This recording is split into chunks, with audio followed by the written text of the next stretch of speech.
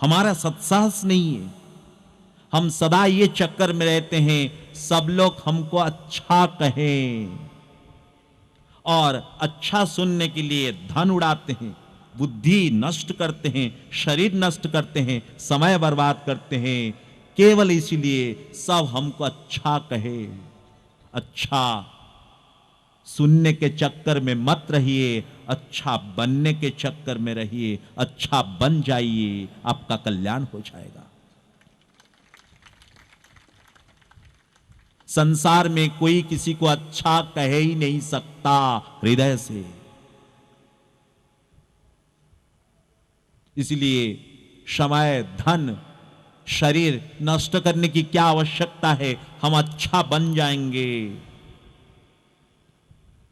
अच्छा सुनने के चक्कर में नहीं रहेंगे। पांचवा सिद्धांत, भाई ये तो मालूम हो गया संसार में सुख नहीं है। हम लोगों ने सुना एक स्वर्ग है, तो क्या स्वर्ग में सुख है? पांचवा और अंतिम सिद्धांत है संसार की वास्तविकता के बारे में। क्या स्वर्ग में सुख है?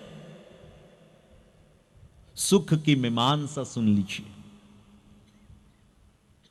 सैषानंदस्य मीमांसा भवति, आशिष्टो दृढ़िष्टो बलिष्टो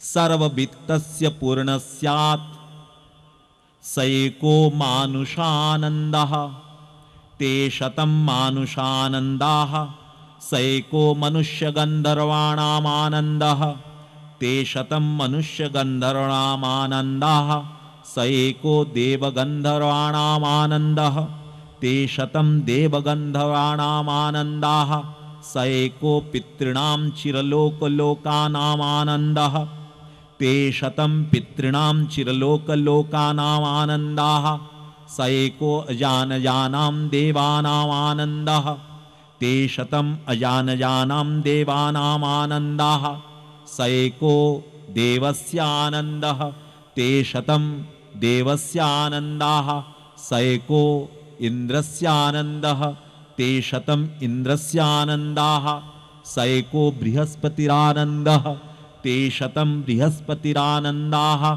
सैको प्रजापतिरानन्दः ते शतं प्रजापतिरानन्दाः सैको ब्रह्मणानन्दः। लेकिन अर्जुन, आ ब्रह्म भुवनान लोका पुनरावर्तिनोर्जुनो मामुपेत्य तु कौन्तेय पुनर्जन्म न विद्यते। गीता। इतना बढ़िया निर्णय है, इसको अच्छे से समझ लीजिए। संसार में एक राजा है, एक राजा समग्र विश्व में।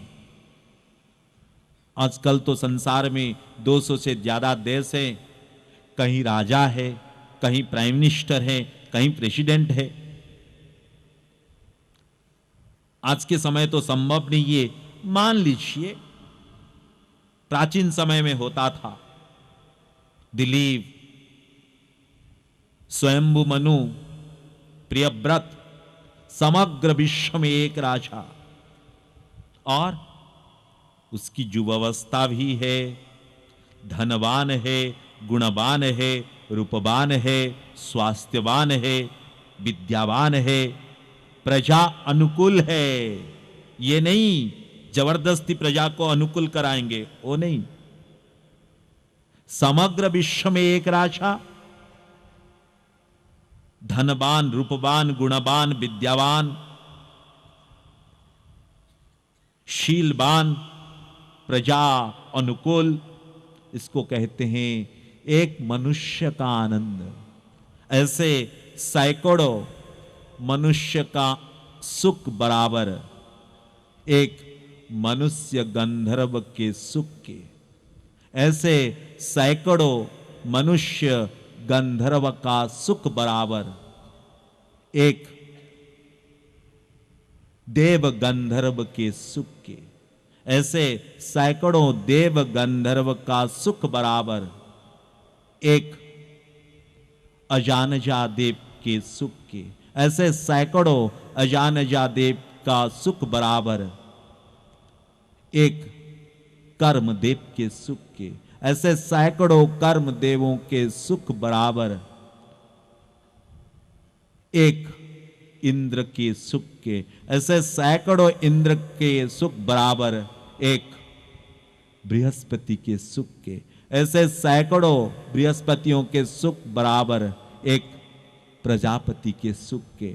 ऐसे सैकड़ों प्रजापति के सुख बराबर एक ब्रह्मा के सुख के। लेकिन ब्रह्मलोक तक कहीं पर सुख का लवलेश भी नहीं है। मैंने 11 कक्षा के सुख गिनाए, लेकिन कहीं पर सुख का लवलेश भी नहीं है। जिस स्वर्ग में जी नहीं, स्वर्ग के ऊपर तो देवताओं का जो सुख है, उसके ऊपर इंद्र का सुख, उसके ऊपर बृहस्पति का सुख, उसके ऊपर प्रजापति का सुख, उसके ऊपर ब्रह्मलोक का सुख, लेकिन सुख कहीं पर नहीं है। जो दिखाई पड़ता है वो धोखा है। एक गरीब भिखारिन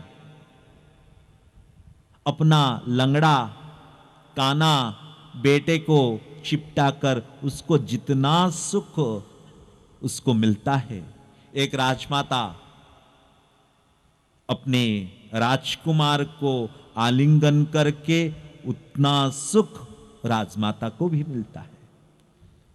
केवल देखने में अंतर है, सुख भोगने में कोई अंतर नहीं है। एक गाय हरी हरी घास खाकर उसको जितना सुख मिलता है, आप 5 स्टार होटल जाकर 56 प्रकार के व्यंजन खाकर आपको उतना ही सुख मिलता है। केवल देखने में अंतर है, सुख भोगने में कोई अंतर नहीं है। दिवाली आ रही है ना, आप घर रंग कर रहे हैं, एक झोपड़ी पट्टी में गोबर लीप कर उसको जितना सुख मिल रहा है, आपकी बहुत बड़ी हवेली है, वहां आप उसको सजाकर आपको इतना ही सुख मिल रहा है। केवल देखने में अंतर है, सुख भोगने में कोई अंतर नहीं।